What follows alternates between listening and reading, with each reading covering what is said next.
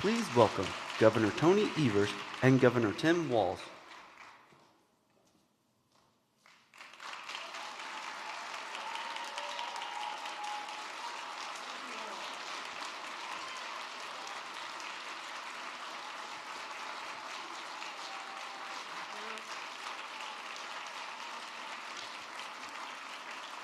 Well, thank you all. It's great to be here. It's great to share this stage with a dear friend and a great leader in Governor Evers. Mr. President and Dr. Biden, welcome to this great part of America. And to the President, thank you for the words last night. I think it's been a long time since we've seen a hopeful, kind, unifying message come at that speech, and it couldn't have came at a better time. It came at a time when we see the world changing the way we thought it would be, and a time for leadership that was steady. And I can tell you that Lieutenant Governor Flanagan and I spent earlier this morning at the Ukrainian Catholic Church in Minneapolis with many of them, with family members who are trying to text and trying to figure out what's next. And each and every one of those people asked me to thank you, Mr. President, on behalf of them, for your words of unwavering support for free and democratic people of the Ukraine. So thank you, Mr. President, for that.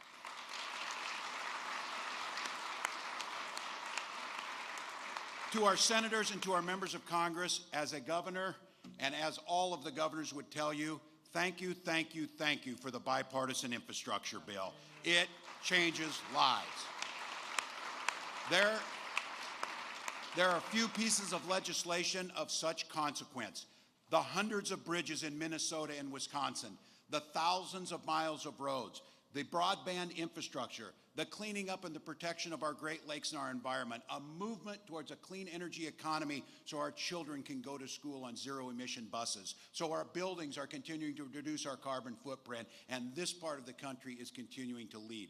That's what the bipartisan infrastructure bill means. That's what it means for each and every one of us, but it's about future generations. I had the privilege of serving for 12 years in Congress, and I had the privilege of serving on the Transportation Committee. And I'm going to use a point of personal privilege at this time. I can guarantee you one person who's not with us who would have been the happiest person you'd ever seen was Chairman Jim Oberstar from the great state. No one. And he talked about building something lasting. He talked about building something for our children. He talked about the vision that we needed.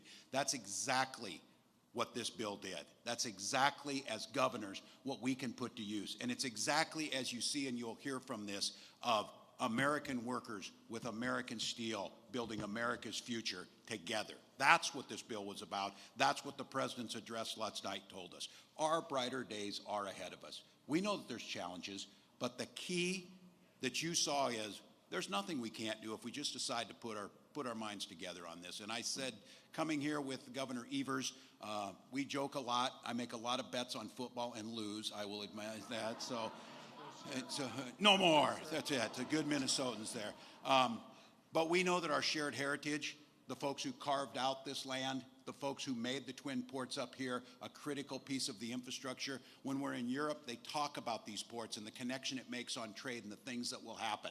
All of those opportunities are out there, that clean energy economy, that new future, and it was dependent on this piece of legislation, and it was dependent on the shared vision. So I'm grateful to be here. I'm grateful to the President. I'm grateful to our members of Congress, to our mayors, who the sense of pride that they feel in this area that we all feel. It's amazing. And I said I get the chance to introduce Governor Evers, and I asked him what you'd like me to say. He said, oh, it's pretty simple, that I'm just the best looking, most effective governor in the Midwest.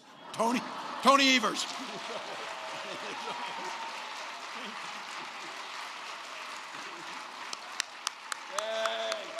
Thank you. Good afternoon, Wisconsin. Good afternoon, Wisconsin. I am. And humble. And humble. Damn humble. It's great to be back in Superior, and I'm proud to welcome President Biden, First Lady Joe Biden, Governor Walz, First Lady Gwen Walz to UW Superior campus. What a place. And welcome to Wisconsin, folks.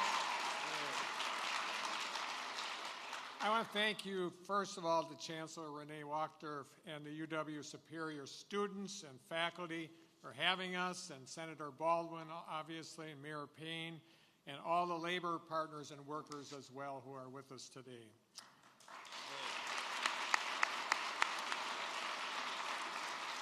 You know, it's clear from the President's speech last night that he's committed to building an economy that works for everyone.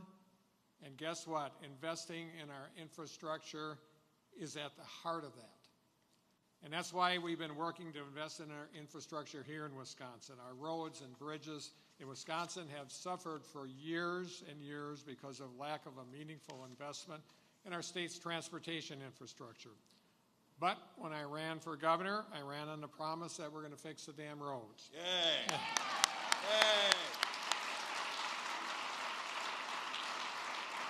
And I'm glad to say that we've improved more than 1,770 miles of highways and bridges and more than 1,250 bridges. In fact, if you laid out those highways end to end, you could just about drive to Platteville and Denver and back. How about that, Wisconsin? Yeah. And we were also able to keep all 375 transportation projects on track during the 2020 construction season, which meant that we were able to receive $105 million in federally redistributed highway dollars from other states. Yeah. To invest back in our infrastructure, and thanks to those other states, I know Minnesota used theirs up, so it wasn't Minnesota. Keeping these projects on track were not only important about improving our roads, but ensuring people are able to keep working, and businesses were able to stay afloat, and folks were able to provide for themselves and their families. And that right there is the crux of this issue. By investing in infrastructure, we're not just investing in safer and more sustainable roads and bridges. We're investing in a stronger and more resilient economy and in jobs and small businesses and communities. It's the connecting dot. We're headed in the right direction, but we have far more to do, and we're going to need help from the federal government to do that. Thankfully, help is on the way. With this bipartisan infrastructure law, there are several $1 billion coming our way to build on the progress that we made in fixing our roads and highways. This is once-in-a-generation investment, folks, and we are hoping to put that investment to good use with projects like reconstructing the Blotnick Bridge. This bridge is one of only 2 connections between Duluth and Superior, and more than 30,000 vehicles cross that every single day. But 60 years of exposure to the elements have led to corrosion and damage, and since 2018, the bridge has been required to be refixed every 4 years and have annual inspections. And without significant additional funding, the bridge will continue to decay and eventually be closed. Thankfully, the federal bipartisan infrastructure law is providing at least $225 million to each of the states for bridge replacement and rehabilitation projects, and will be able to compete for the bridge investment program for larger projects. And after today, Governor Walz and I had a chance to talk to the President about this project, and I hope the President might be able to put in a good word for us.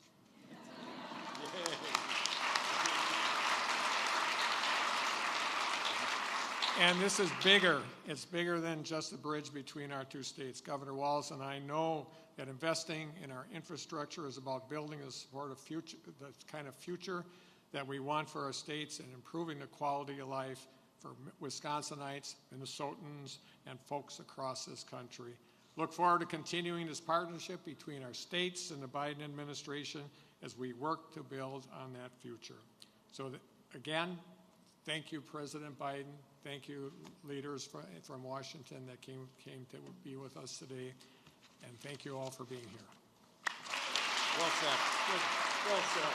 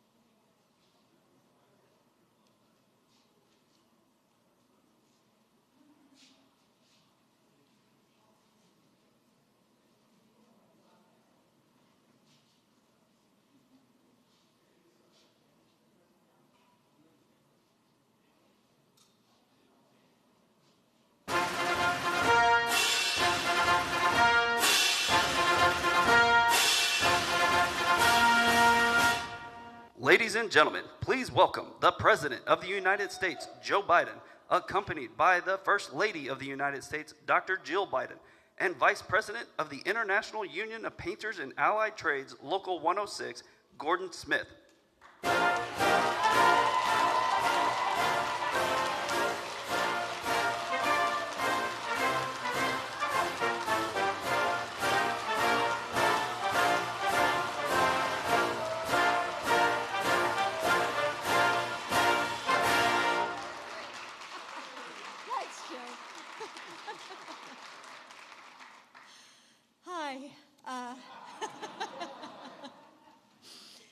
Thank you. Well, and that's the band, I presume, right? Thank you to the band. Great job. Great job. You know, it's wonderful to be in Superior and Duluth, and places that mean so much to Joe and me, and with all of our friends. Governor Walz, Tim and Gwen, we were just together at a child care event just a couple weeks ago. Tony and Kathy, thank you for welcoming us. And thank you to all of our elected leaders. So we traveled here just an hour ago, I guess, from Washington. And you really have a great bunch of representatives with lots of energy, and they're a lot of fun to travel with.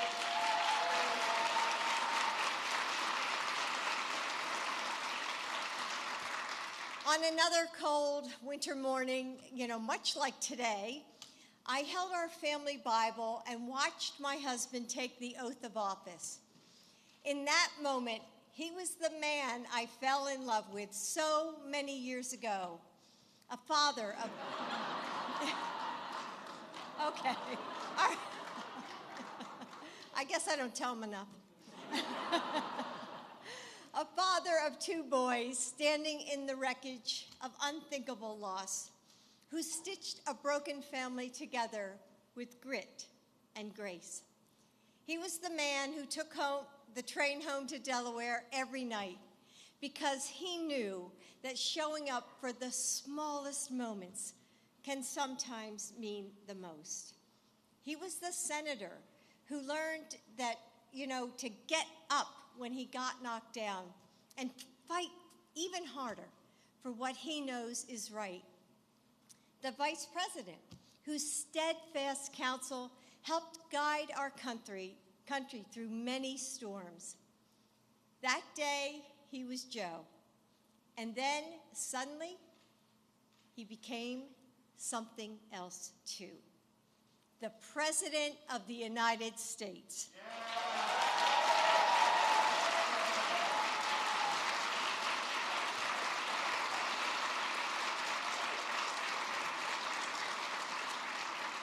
It felt like Americans across the country were holding their breath in the aftermath of 4 years of chaos. But as Joe stood there, shoulders back, eyes shining with fierce optimism, I could see his determination to bring us together, to lead us forward to a better America. And every day since, he has worked to do just that. Millions of families have been able to send their children back to school and find jobs and catch up on bills. They've been able to finally take a breath. We still have a long way to go.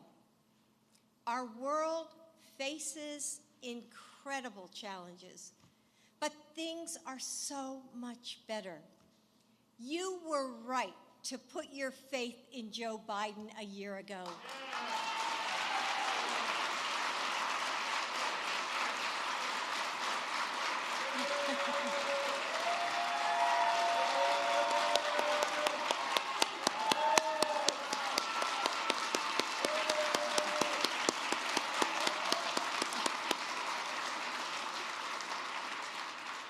Because in the face of uncertainty, he is unshakable.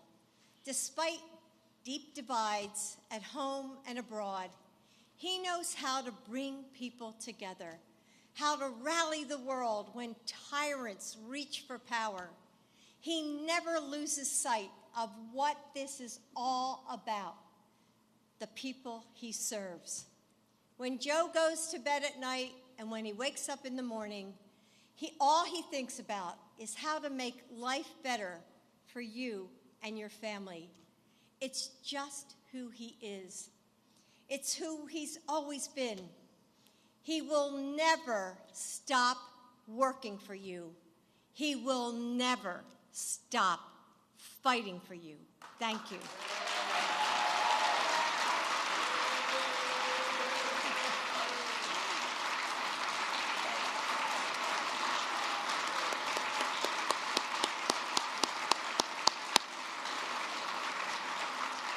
Now, I want to bring up our next speaker, a painter, a father, a mentor, a man who knows the meaning of Union Strong. He's worked hard to help make this area a better place to live, and we're happy to have him with us today, Gordon Smith.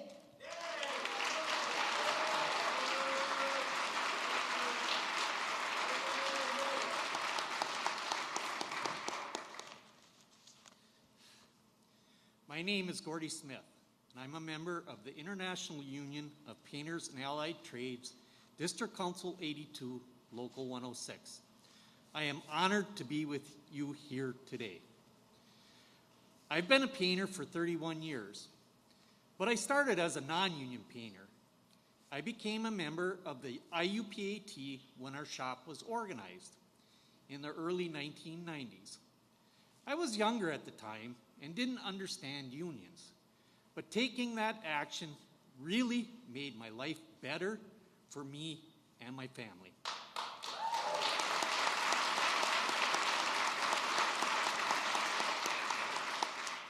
As a union painter, I've had the opportunity to work on many different types of projects, from mines and power plants to bridges and commercial construction.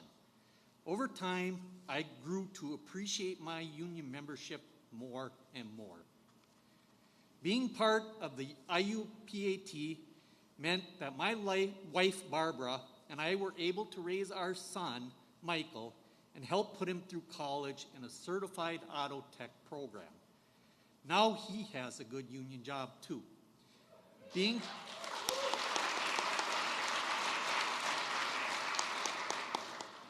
part of the IUPAT has given me not only just a job, but a career. Every worker, even you, can have the same opportunity I've had. For many years, those of us in the building and construction trades have heard the promise of massive infrastructure investment, but those promises were never kept. President Joe Biden and his team have finally delivered on that promise.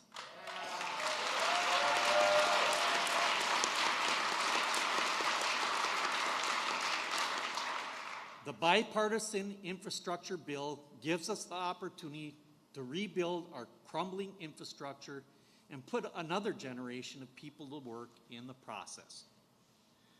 Throughout the Midwest, we have thousands of bridges, like the Blockneck Bridge here in Superior, in need of repair.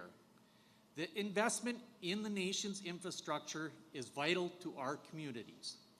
Everyone needs to be able to safely to go to work, school, and family events. I'm proud that here and across the country, my sisters and brothers are at work coating these bridges, and it's not just to make them look good, it's to keep them strong, safe, and protected from corrosion. One of my favorite things about being part of the Painters Union is the opportunity to mentor younger brothers and sisters who are serving their apprenticeship. I get to teach them skills and pass a trade that they can take pride in and will provide for their families. The resources that will come into Wisconsin to rebuild public facilities and transportation infrastructure will provide stable careers for the next generation of Northland IUPAT members, and you can join us. I'm I'm not someone who often gets up in front of people to share a piece of my story, so I certainly never thought one day I'd share the stage with the president.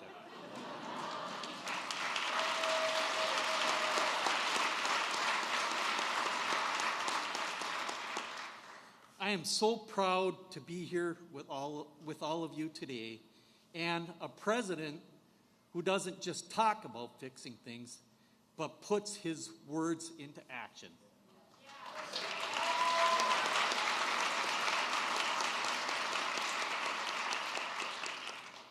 Ladies and gentlemen, it is my honor to introduce the President of the United States, Joe Biden.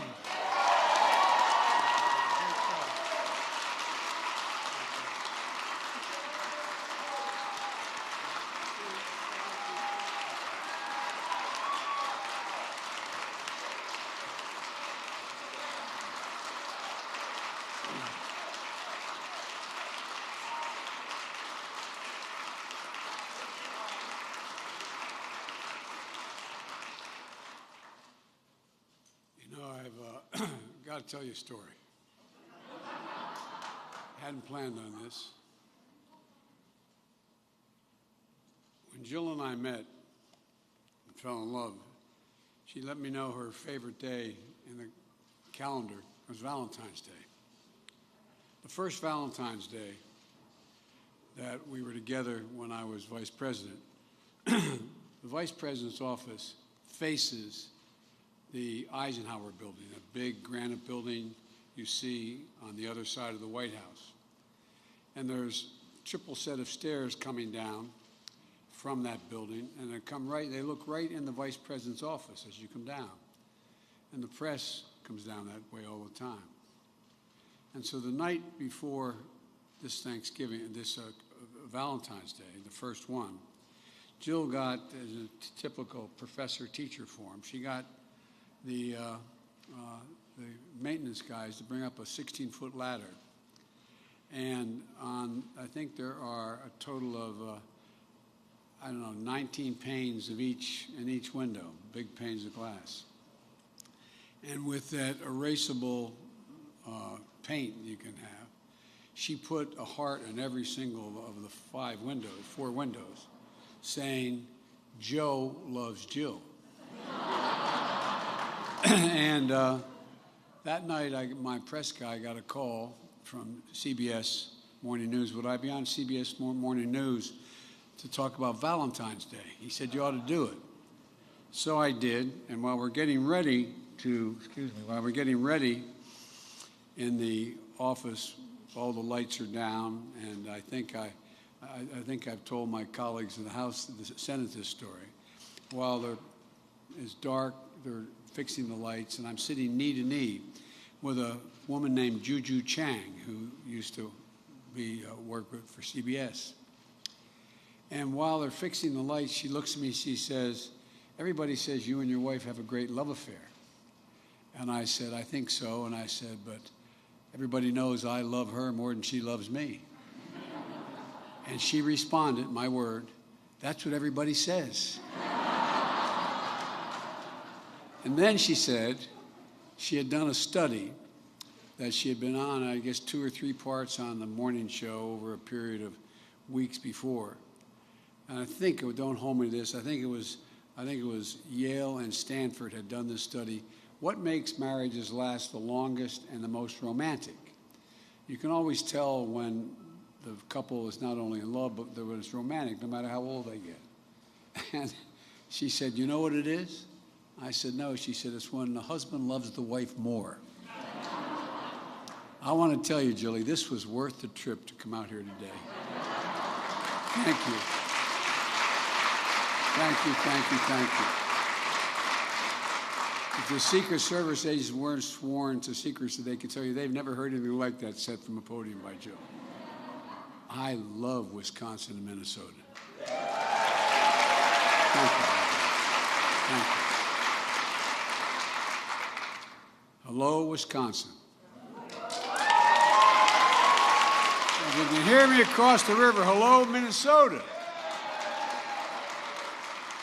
I'm Jill Biden's husband, Joe. And Gordon, thank you for that introduction. And Governor Evers and Governor Walz, and thank you both for welcoming to both your states. And Mr. Mayor, Jim Payne, thank you for the passport.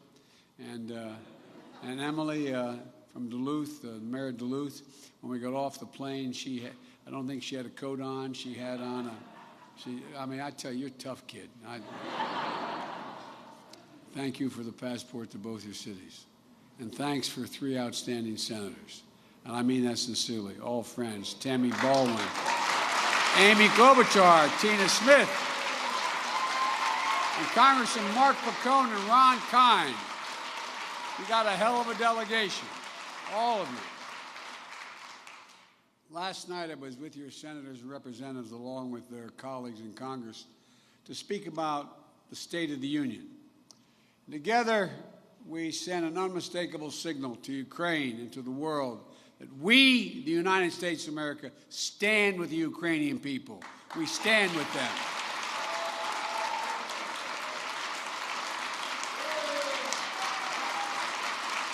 And Vladimir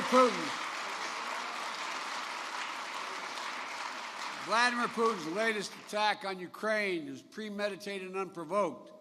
He's rejected repeated efforts at diplomacy. He thought the West and NATO wouldn't respond. He thought they could divide us at home, but he was wrong. We were ready. We sent countless hours unifying the European allies. We countered Russia's lies and truth. We countered them by letting them know what was being planned.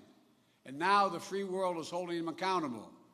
Putin is now isolated from the world more than ever and will continue to aid the Ukrainian people as they defend their country and help ease their suffering in the process.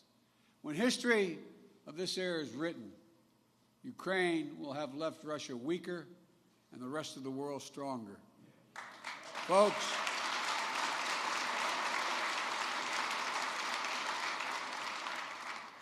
they're amazing. They're amazing people. You see those scenes. I've been to Ukraine. I've spoken to the Rada. I've spent much time there over the years. They're amazing people. And we're growing stronger at home as well. As I said last night, there is no greater testament to the grit and resilience of the American people than the progress you've all made in the middle of a pandemic. Thanks to the American Rescue Plan, we lifted the country out of crisis, created 6.5 million jobs, more jobs than any American has ever created in a single year. Our economy grew. Our economy grew at 5.7%, the strongest growth in 40 years. And Vice President Harris and I, we ran for office with a new economic vision for America. Invest in America. Educate the American people. Grow the workforce. And build an economy from the bottom up and the middle out, not just from the top down. Because we know that when the middle class grows, the poor have a way up, and the wealthy do very, very well. Everyone does fine. My rescue plan reflects that vision, and that was just the first step. We also had to invest in the country itself.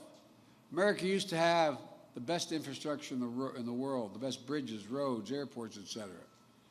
Now our infrastructure ranks number 13 in the world, according to the World Economic Forum.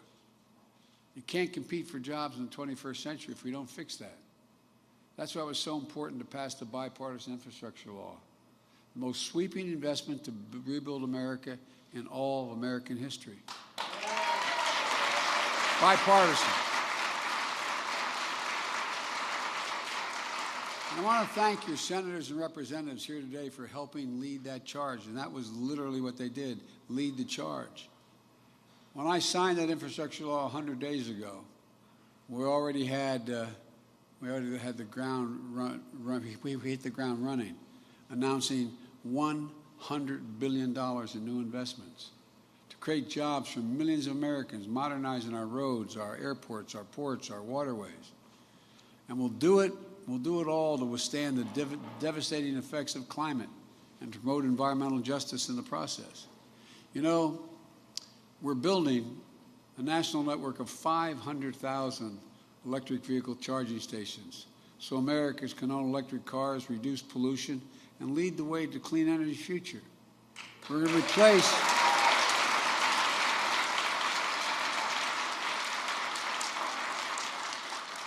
that legislation is going to allow us to replace all the lead pipes in this country so every child can turn on a faucet at home or in school and drink clean water.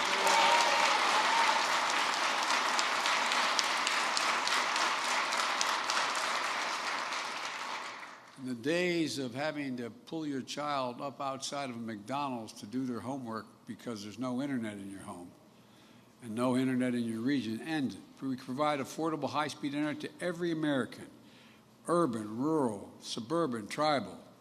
And that's big for rural communities. It helps farmers engage in precision agriculture, knowing when they should sell their products, and so much more. As I've announced last night, this year we're going to start fixing 65,000 miles of highway and 1,500 bridges in disrepair.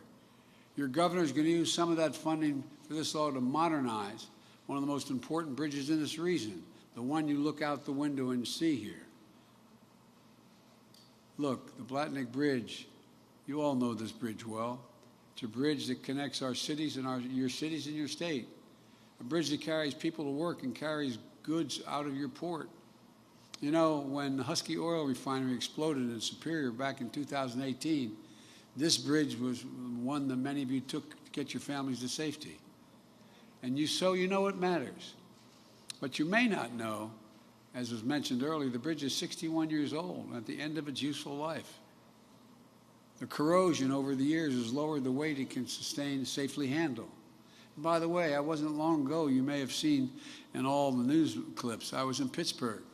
I arrived in Pittsburgh a little early, but thank God we arrived when we did, because just 2 hours earlier, a bridge that is as high off the ground as this bridge collapsed completely. Completely. You should have seen it. It was astounding to look at, for the same reasons this bridge is in trouble.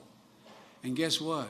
Thank God there were only a few vehicles on the bridge. No one was killed. You should have seen it. It was astounding how no one died. Had it occurred just 3 hours later, you would have had all those school buses, all those children, all the thousands of people across that bridge. There's so many bridges this is the United States of America, for God's sake. So many bridges in a similar condition. And that is this bridge also has outdated design. Tight curves led to higher than average crash rates on this bridge. The bridge isn't alone. There are 979 bridges in Wisconsin, 661 bridges in Minnesota in poor condition, along with nearly 7,000 miles of highway between your two states that need repair. And now, after years of talking about infrastructure, we're finally getting it done. Finally. And by the way, instead of Infrastructure Week, we're going to have an Infrastructure Decade. Decade. Look.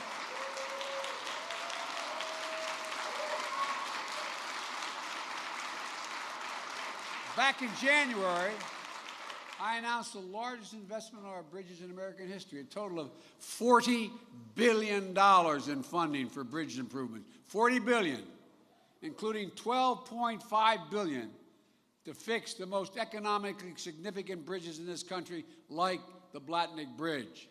And on top of that, over the next 5 years, based on formula funding, the bipartisan infrastructure law will provide Minnesota an estimated $5.4 billion and Wisconsin $5.4 billion for highways and bridges. We sure don't want you to miss any of the Vikings-Packer games. Oh, man. You guys talk to one another? Well, we don't much in Philadelphia and Pittsburgh, but that's a different story. In addition, even more funding is available for the states through competitive programs. So I believe your governor are going to put their heads together and secure the funding they need to finally get this done. Putting hard-working Americans on the job rebuilding this bridge with U.S. steel, keeping commerce flowing freely, and keeping families in Superior and Duluth safer and better connected. But this legislation is about much more than the bridge, or the bridge is. It's about opportunity. Opportunity across the region and across the country. Investing in your port, your airports, and more. This isn't just about bridges and highways. It goes much beyond that. And I'm here at the intersection of all of these things. Your airport, your ports, the river, the lake, the bridges, the highways.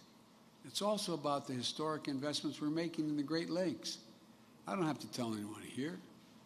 I went to school and I grew up on one, not grew up, but I lifeguarded on one of the Great Lakes out in Syracuse, New York. The Great Lakes provide drinking water for 41 million people. They support more than 1.3 million jobs.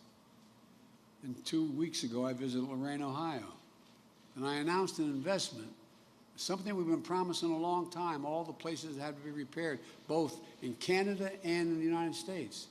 But I announced $1 billion from the bipartisan infrastructure law, accelerating cleanup of sites where polluted waters and wastewater treatments have given the Great Lakes and put them at great risk, including the St. Louis River, which flows between your states.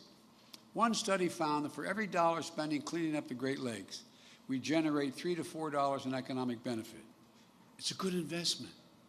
And it's badly, there's more fresh water in these lakes than any other single place in the whole world. Folks,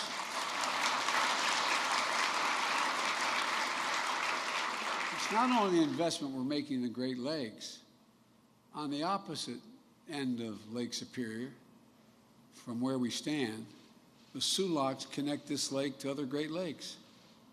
Those locks are a gateway, connecting the things that we make here in this country to the rest of the world. 7,000 vessels and 90% of America's iron ore move through those locks every year. That ore makes nearly all the high-strength steel that goes into American-made cars and appliances. In January, I announced nearly $500 million to upgrade the Soo Locks, moving goods faster while reducing costs, creating a hell of a lot of jobs and maintaining them. We're also doubling the investment we're making in our ports, including the Port of Duluth Superior, which was awarded an $8.4 million grant to make critical improvements.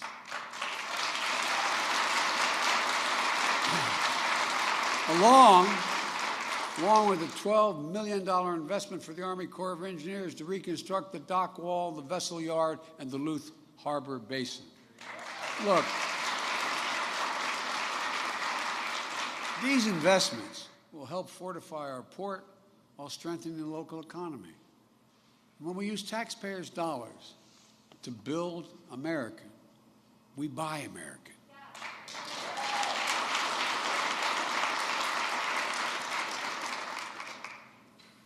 For a long, long time, since the 30s, there's been a law saying when the President of the United States spends taxpayers' dollars on American projects, whether there's an aircraft carrier or railings in a public building, when they buy those products, they should buy American. But there's been an exception in the law up to now. It says that if, in fact, the product is not immediately available in the United States, they can buy it abroad. The federal government spends about $600 billion a year to keep this country safe and secure. And that law has been on the books, I said, for almost a century. Taxpayers' dollars. But guess what? In my administration, the entirety of it, from beginning to end, has to be built and made in America to be used. Not a joke. We're actually doing it. We will buy American and make sure everything from the deck of an aircraft carrier to the steel on the bridge is made in America. Look around the country. American manufacturing is coming back. Once again, we're seeing the pride that comes with stamping products made in America. Companies are choosing to build their new factories here when just a few years ago they would have built abroad. Ohio Senator Sherrod Brown, as my Senate colleagues will tell you, he had a great saying when we announced what was happening in Ohio, I should say. He said, "It's time to bury the label Rust Belt." Well, that's what we're doing. As I said last night, Intel is building a $20 billion semiconductor megasite just outside of Columbus, Ohio. Up to 8 state-of-the-art factories in one place. And by the way, the people who are going to be working in those factories, you know what he told me their average pay is going to be? $135,000 a year. 10,000 jobs, and most of them union jobs.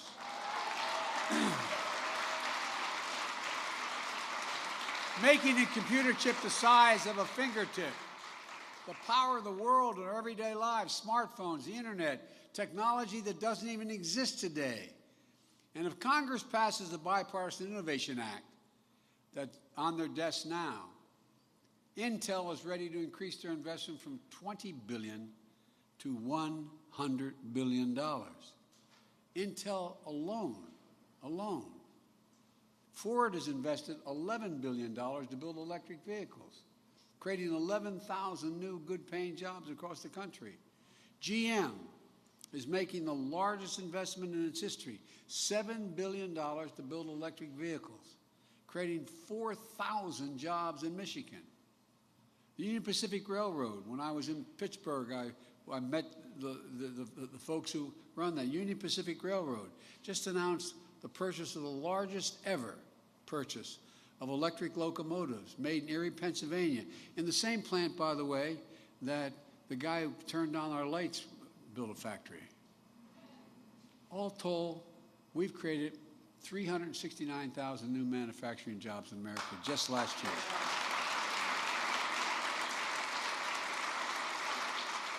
Don't tell me we can't be a manufacturing center again. We can. We have to keep this story going. Well, we know that despite this historic recovery, too many families are still struggling with higher costs. I get it. Our top priority must be getting prices under control. Look, our economy roared back faster than most predicted, but the pandemic meant businesses had a hard time hiring enough help to keep their workers in the production. The reason why the cost of housing went up in new housing is because no one was there to make sure they had the 2x4s to be built, to build the homes, because people weren't in the factories. And because people were making a lot more money than before, there was a lot of cash at hand, and they did not use that cash to go out to the restaurants or go on vacation. They used it for hard products. And the pandemic disrupted global supply chains. When factories close, it takes longer for goods to get from the warehouse to the stores, and prices go up. Look at cars. Last year, there weren't enough semiconductors to make all the cars people wanted to buy. They had the money to buy them. But there weren't literally enough cars, because we invented those chips when we went to the moon, but we didn't make them anymore. They're made in the rest of the world. So prices went way up. 1/3 of the reason for inflation was the cost of these additional cost of automobiles. So we have a choice. One way to fight inflation is to drive down wages and make Americans poorer. I have a better way to fight inflation. Lower your cost, not your wages.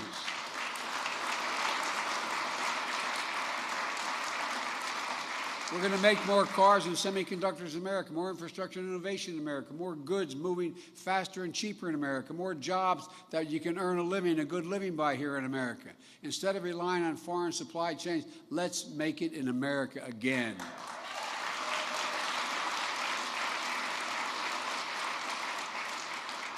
There's a lot more to my plan to lower costs and lower the deficit. By the way, we're going to lower the deficit by $1 trillion this year.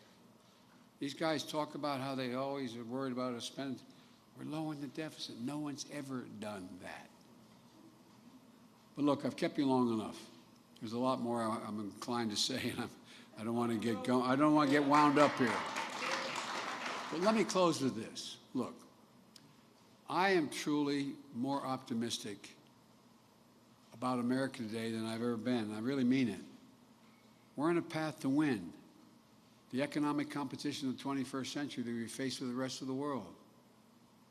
I told Xi Jinping, who I'm told I've met with more than any other world leader, that it's never been a good bet to bet against the American people, never. Given half a chance, they've never, ever, ever, ever let the country down. We're the only nation that has always turned every crisis we've faced into an opportunity. No other nation you can name has gone through a terrible circumstance and come out at the other end worse off than they were before the circumstance occurred. We're stronger today than we were a year ago. And we're going to be stronger a year from now than we are today. So let's keep building. Let's continue to give families a fighting chance. And let's meet this moment together. Folks, one last thing I'd like to say to you. The other reason why I'm so optimistic is because of the younger generation. You know, we are a country that is very diverse. And for the longest time, and we still have some serious resistance to diversity in this country. But guess what? The younger generation doesn't feel that. The generation that goes to this university, the generation that's in high school and up through age 30, look at them. Look at how they interact with one another. They make no distinctions based on race. They make no distinctions based on gender. Think of what's happening. One of the things that I'm confident about is they are together, and they want the nation to be together.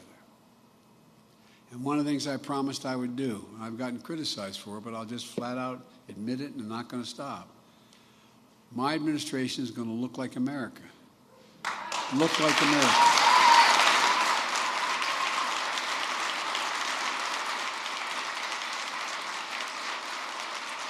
For example, in my administration, we have more women than we have men. A little bit. That's because all the women in my life are smarter than I am. We also have the greatest diversity we've ever had. Look, folks, there truly is nothing beyond our capacity. There really isn't. We're the most unique nation in the history of the world, and that we're the only nation built on an idea, not geography, not built on the notion of race or religion or ethnicity. None of that fits the description of the United States. Built on an idea that we hold these truths to be self-evident, that all women and men are created equal, endowed by their Creator with certain inalienable rights, life, liberty, the pursuit of happiness. We've never lived up to it. We've never walked away from it. And every generation has moved that dial closer and closer and closer. And we badly need it now in a world that is so close. Look, folks, your kids are going to see more change in the next 10 years than we've seen in the last 50 because of the changes in technology and so much more. We've got to be ready. America's always been ahead of the curve because we do hold these truths to be self-evident. Again, we're not perfect. We're not even close. But we never have walked away. And Vladimir Putin was counting on being able to split up the United States. Look,